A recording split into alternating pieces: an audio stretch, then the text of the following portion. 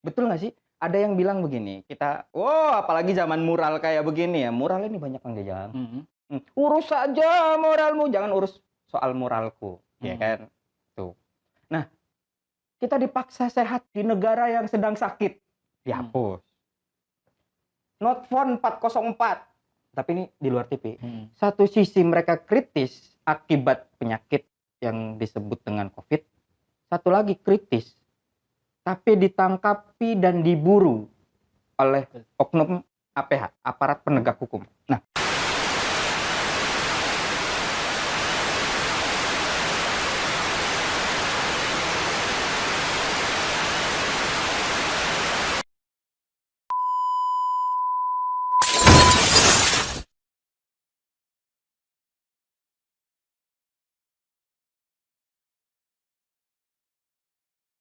oke, kembali lagi sobat di luar TV bersama saya ini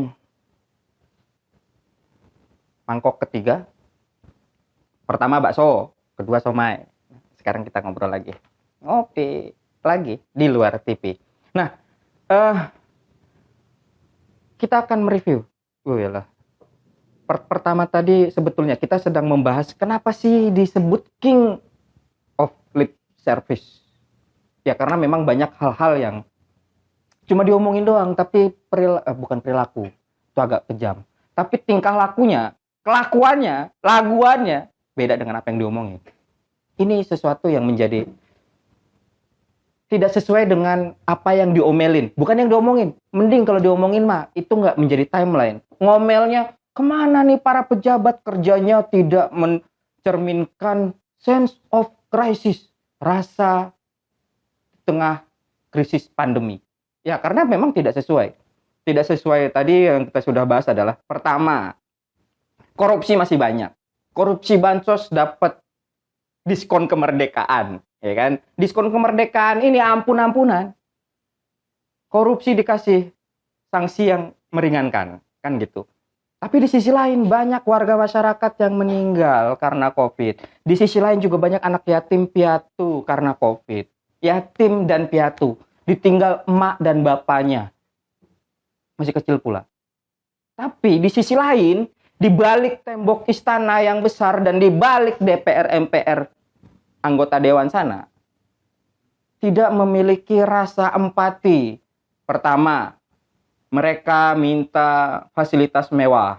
Ya Kang Jajang, minta fasilitas mewah ketika mereka terpapar Covid. Ya kan? Ngecat pesawat. Ya kan? Beli baju sekelas Louis Vuitton, baju dinas di Tangerang, ditambah lagi di Padang, ya kan? Yang minta baju dinas juga. Yang harganya satuannya, satu setelnya itu belasan juta. Ya kan? Terus minta mobil baru. Ini mah mobil baru nih. Aduh, jangankan pejabat. Penegak juga dapat mobil. Sebutlah mereknya. Mitsubishi Expander inisial. Coba dicek tuh. Dapat mobil dinas baru selama pandemi.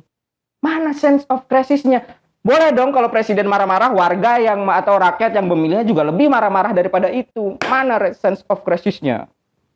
Ya kan? Galak tuh. Kalau begitu, ngomelnya jangan kita ini harus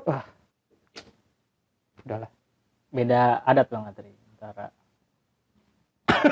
antara pulau itu. Antar pulau berbeda aja tuh ya. Iya, kalau marah-marah Tapi gitu. yang penting tindakan sih memang. Iya. Kalau kita kan tindakannya kan Bang, ya kita Kerjaannya ngomel-ngomel Bang, gitu. emang kerjaan kita kan begitu. Tapi memang tadi lengkap Bang Atri. Mm-mm. Mulai dari kalau trias politika kan ada eksekutif, Mm-mm. presiden dan para pembantunya ya. Mm-mm. Menteri lah. Ya. Kalau nggak mau disebut pembantu ya.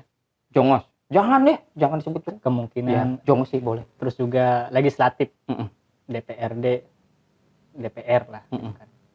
Ya eksekutif di pusat, Mm-mm. di daerah kayak tadi kalau di pusat dengan yang terbaru itu soal pengecatan pesawat kepresidenan gitu kan, di daerah juga banyak sebenarnya, tapi yang menguat itu soal tadi baju dinas gitu kan, itu kan legislatif gitu. Terus juga di aparat penegak hukum juga tadi banyak yang sikap-sikapnya, tindakannya juga nggak sesuai gitu ya. Seperti pimpinan KPK yang sama-sama apa yang dibilang Ya. ternyata tindakannya tidak sesuai. Ya. Seperti itu. Banyak lah ya. Jadi lengkap Mm. dari mulai eksekutif, legislatif, Mm-mm. penegakan hukum. Ya. Ini semuanya membuat masyarakat kecewa. Mm-mm. Jadi kita ini harus lari ke siapa lagi nih, mengandalkan siapa lagi Betul. gitu kan. Kekecewaan ini, pantaskah mereka mendapatkan injury time? Perpanjangan waktu. Minta Kan tambahan ini- waktu. Iya, seharusnya ya oke lah. Ini perpanjangan waktu ini kita belajar dari perpanjangan waktu 3 periode. Oke. Ini pasti nggak mungkin dikabulin. Ya kan? 3 periode. Entahlah itu isu apaan. Isu sampah itu. Nggak ada kerjaan itu yang Ya, angkat isu itu ya. betul. Kedua, oke, 3 periode enggak. Sekarang minta perpanjangan waktu sampai tahun 2027. Yang seharusnya habis tahun 2024. Layak nggak dengan kekecewaan ini? Apakah mereka nggak tahu malu untuk memperpanjang waktu atau sedang menyiapkan momentum politik? Pertama, tidak layak, Bang Andri. Nggak layak. Tegas gitu. Kalau tanya ke masyarakat semuanya gitu kan, kecuali tadi ya. yang- Pendukung. pendukung Buzzer. Yang- Buzzer. yang nggak jelas juga ya. Iya. Yang menyebar di media sosial. Mm-mm. Ya, pasti masyarakat nggak bakal setuju. Iya. Dan bahkan kecenderungan ingin tadi ya, muncul sosok baru yang bisa memunculkan harapan baru ya. Iya. Karena tadi kan mulai dari eksekutif, legislatif, Mm-mm. Mm-mm. yudikatif itu kan penegakan Iya, hukum, betul. semuanya mengecewakan. Mm-mm. Kalau udah mengecewakan terus minta tambah, kita agak geleng-geleng juga nih, Iya. orang kenapa gitu kan. Tadi Mm. kayak nggak tahu malu gitu, minta nambah. Betul. Nih, kayak Apa karena kurang proyekannya Kerjanya untuk momentum nggak bagus. politik? nah, Atau memang layak beneran harus diperpanjang? kita harus melihat tadi ada kemungkinan memang dalam kondisi pandemi Bang Adri. Mm-mm. Kalau kita lihat kecenderungannya ya, Mm-mm. hutang semakin numpuk, Mm-mm. kemudian juga tadi di sisi lain katanya pendapatan APBN lagi mandek, Mm-mm. tapi belanja jor-joran gitu Ya. kan. Tiba-tiba baliho di mana-mana gitu. Iya. Ini aneh juga nih Bang Adri. Katanya kita lagi susah ini, Ya. tapi orang bisa bikin baliho di mana-mana. Di di mana seluruh sense Indonesia. of crisisnya? Betul. Ini dari mana duitnya? Dari Bang Andri. Pengamat anggaran beda lagi. Dari Betul. mana duitnya? Tahu dari APBN ya. Bang. Gila itu Bang Andri. Iya, itu kan. Tapi iya Ah. tadi memang ketika kondisi ekonomi kan tadi orang usaha susah, para Iya. pejabat usaha juga susah sebenarnya. Ah. Ya mungkin kelompok-kelompok tertentu saja yang dapat orderan banyak ya, yang tadi paket sembako dan sebagainya mungkin Iya. dipotong 10.000 ya gitu. Tapi yang paling memungkinkan di para pejabat kita gitu kan, yang sebenarnya kan mereka malas Bang Andri. Iya. Gitu. Pengennya jalan lurus aja tadi, nyari duit gampang gitu kan. Iya. Motong 10.000 gitu kan. Motong 10.000. Ya ada kecenderungan tadi, makanya harus waspada juga kita tadi. Minta nambahan 2 tahun, ada apa ini? Ya. Mereka lagi ngapain nih? Apa mereka lagi ancang-ancang nih?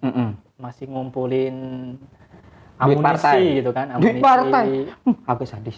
Ya duit partai dari mana itu? Ya. Itu yang harus ditanya-tanya. Betul. Tapi minimal kita bisa melihat ya Bang Andri, dari momentum ke pemilu Bang Andri. Iya. Momentum pemilu dari setiap periode. Biasanya kan kalau dalam kondisi normal itu ketika ada pemilu, mau itu pilkada dan sebagainya, tiba-tiba bansos naik, Iya. hibah naik gitu kan. Nah, nanti itu juga harus diawasin. Nanti ada pos-pos anggaran yang bakal tadi menjadi terancam ya, bakal disalahgunakan Iya. seperti itu. Belum lagi sebenarnya keseluruhan sih, APBD, APBN gitu.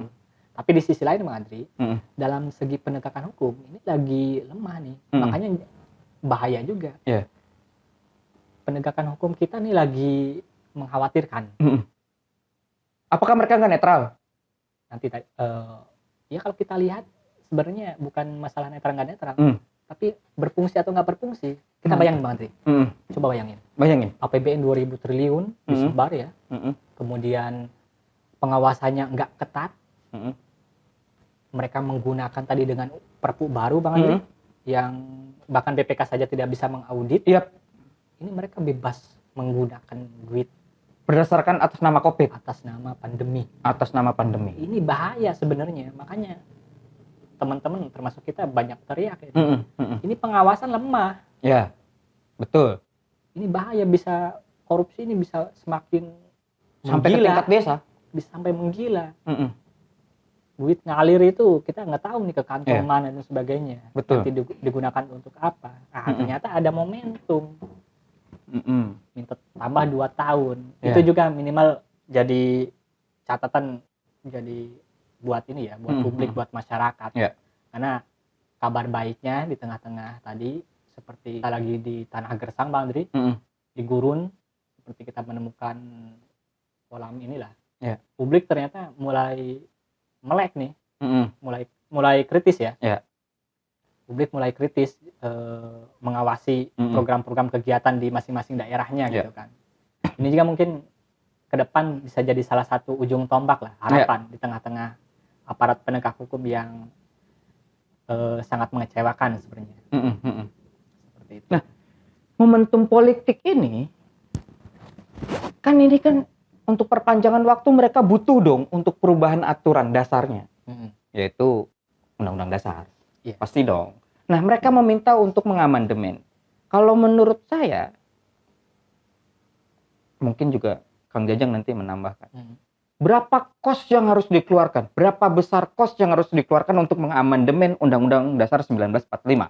Karena perpanjangan waktu itu nggak cuma sebatas, ya oke, panjangin waktu. Emang wasit.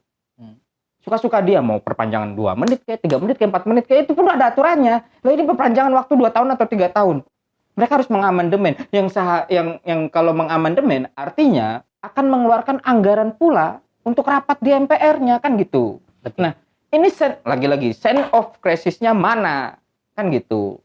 Nah, sehingga akhirnya tidak perlu lagi kita bicara tentang perpanjangan waktu atau perpanjangan periode. Ini harga mati. Karena tadi tagline-nya sudah kecewa. Gitu. Ya kan? Harus ditolak memang tadi. Ya, kita masyarakat sebenarnya sudah banyak mengalah tadi Bang Andri. Dari mulai ketika pandemi, katanya APBN seret, tapi perpindahan ibu kota tetap dijalankan. Betul.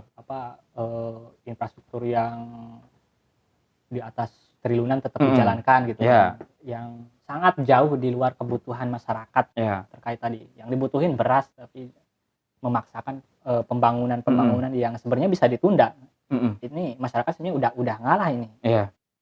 Hutan dibantai ngalah juga. Terus mereka korupsi gitu kan. Mereka korupsi tidak hukum mati. Tidak dihukum mati, kita ngalah juga. Iya. Sebenarnya kalah, Mas. Kalah juga. Mereka beli sepeda mahal, jam mahal. Beras kita dikorupsi.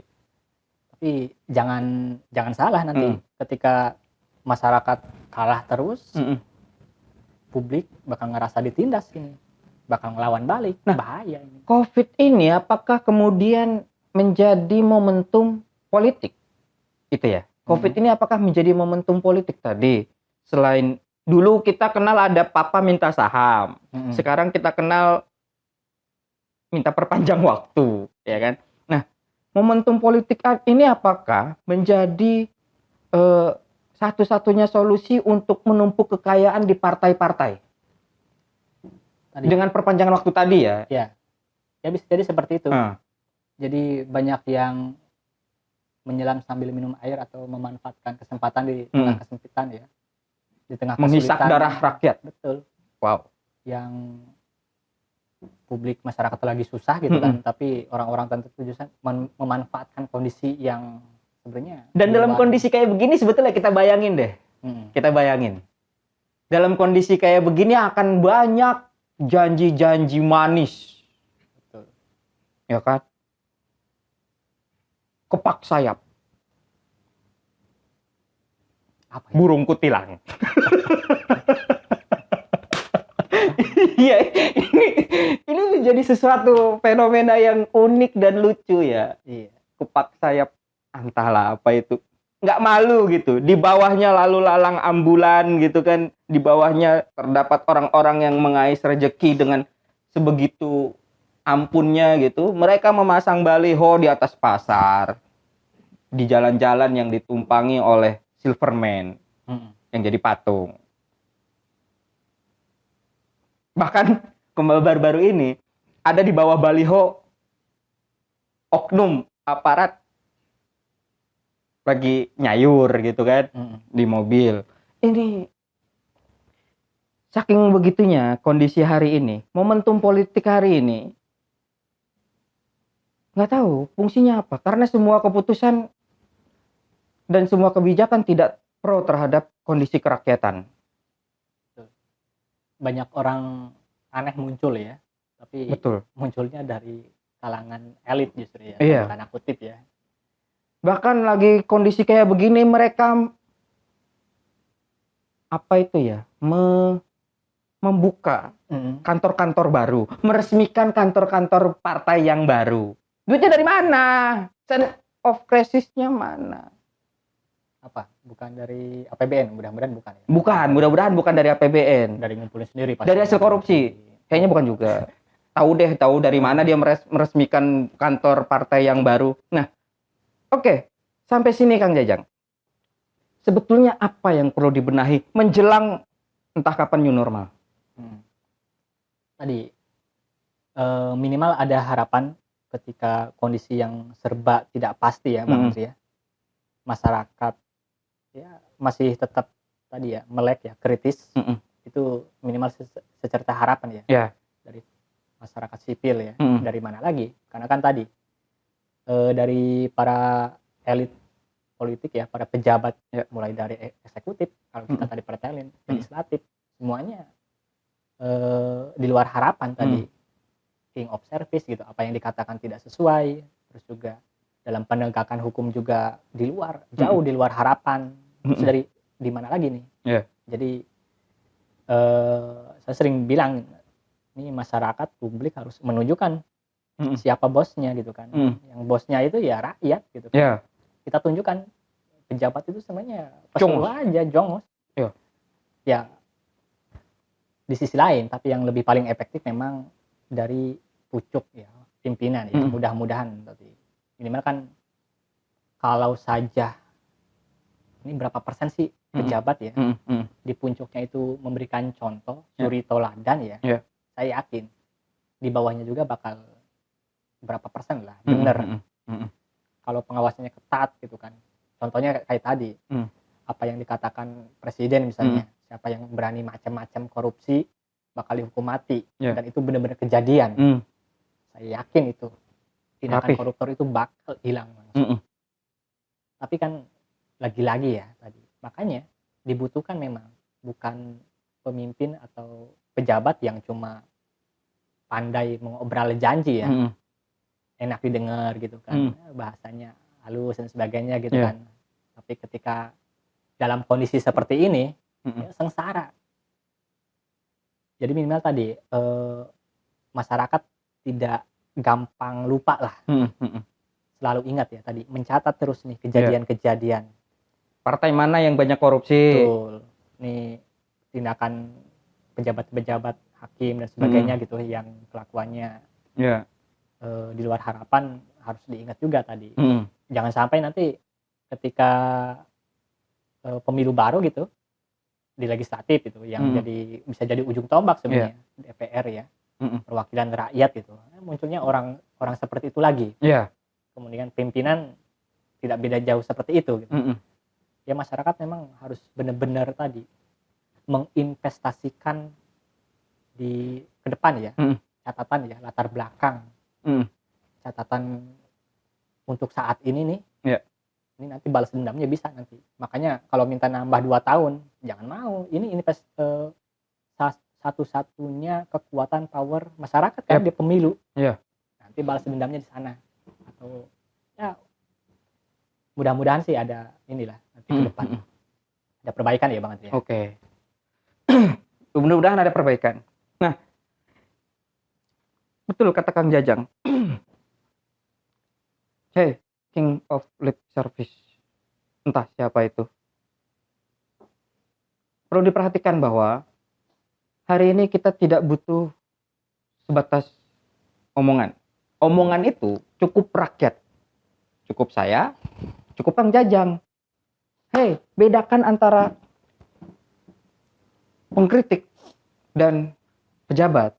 Kalau pengkritik memang dia mengamati, kalau minta solusi ke pegadaian. karena mereka yang punya solusi. Gitu. Nah, kalau oposisi mengkritik memang itu tugasnya. Jadi jangan lu cuma bisa ngomong doang, lu nggak bisa ngapa-ngapain. Ya kalau saya jadi presiden juga bisa ngutang doang mah. Kan gitu. Artinya kalau memang dalam situasi kayak begini kita harus mengedepankan sense of crisis, maka utamakanlah situasi pandemi yang dialami oleh rakyat. Jangan minta hal-hal yang mewah, baju minta mewah, fasilitas positif minta mewah. Ini nggak ada gunanya. Sehingga akhirnya yang ada cuma utang aja. Kalau memang semuanya dalam kondisi yang sulit, maka semuanya harus sulit. Jangan juga dinaikin gajinya. Utamakan dulu kondisi yang sulit. Masa kayak begini aja perlu diajarin? Masa kayak begini aja minta solusi? Ya dikritik lah. Kan ini bukan solusinya. Bukan di sini tempatnya solusi. Ini di luar TV. Kalau mau nyari solusi di dalam TV. Kayak orang-orang sekarang masyarakat aja ngeliat TV cuma urusan ribut doang kok. Kita ngomong keras. Ya karena diajarin pejabat ngomongnya keras. Siapa itu namanya Ngabalin. Ngomongnya kayak begitu. Terus kita disuruh sopan santun. Ajarin dulu. Tadi betul. Urus saja moralmu. Jangan urus soal moral. Receh. Kalau memang bicara tentang sense of crisis, jangan kau chat pesawat. Kalau memang kita bicara tentang sense of crisis, jangan minta baju mewah.